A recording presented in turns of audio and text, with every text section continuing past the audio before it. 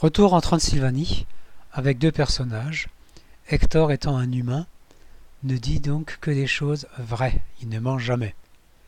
Victor, on va le supposer pour l'instant vampire. Ce qui est étonnant, c'est que Victor puisse dire que Hector le croit vampire. En effet, la proposition Victor est vampire, pour l'instant est supposée vraie, et puisqu'elle est vraie et que Hector, comme il est saint d'esprit, ne croit que des choses vraies, Victor dirait vrai en disant que Hector le croit vampire. Ce qui est contradictoire avec le fait que Victor est vampire. Effectivement, il ne peut pas dire ça s'il est vampire. Donc, Victor est humain.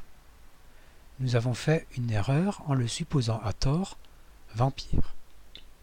Bien, alors maintenant que je sais que Victor est humain, j'ai la surprise de constater qu'il ne peut quand même toujours pas dire que Hector le croit vampire. En fait, parce que puisqu'il est humain maintenant, cette proposition Victor est vampire est fausse, et puisqu'elle est fausse, Hector ne peut pas y croire, et donc Victor est un humain qui ment. Nous avons donc là ce que Smalian dénonce comme un paradoxe. Il est impossible que quelqu'un en Transylvanie dise que Hector le croit vampire. Pourtant, Hector rencontre Igor. Et Igor dit que Hector le croit vampire. C'est donc étonnant, puisque si Igor est vampire, on a vu qu'il ne peut pas le dire, et s'il est humain, il ne peut pas le dire non plus. Comment Igor peut-il dire ce que les autres ne peuvent pas dire? La réponse est simple. Igor est fou. Donc si Igor est un humain fou, on a vu, il peut dire que Hector le croit vampire. Igor n'est pour l'instant pas un vampire, c'est un humain fou mais humain. Donc cette proposition est fausse. Puisqu'elle est fausse, Hector ne peut pas y croire, il ne croit qu'en des choses vraies.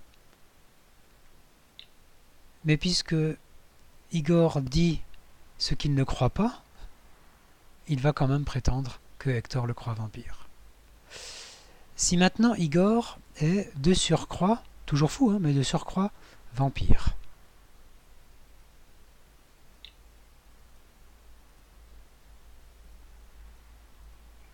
Là encore, il va quand même pouvoir dire que Hector le croit vampire. En effet, parce que dans ce cas-là, la proposition Igor est vampire est vraie. Puisqu'elle est vraie, cette fois-ci Hector y croit. Il est vrai que Hector croit Igor vampire.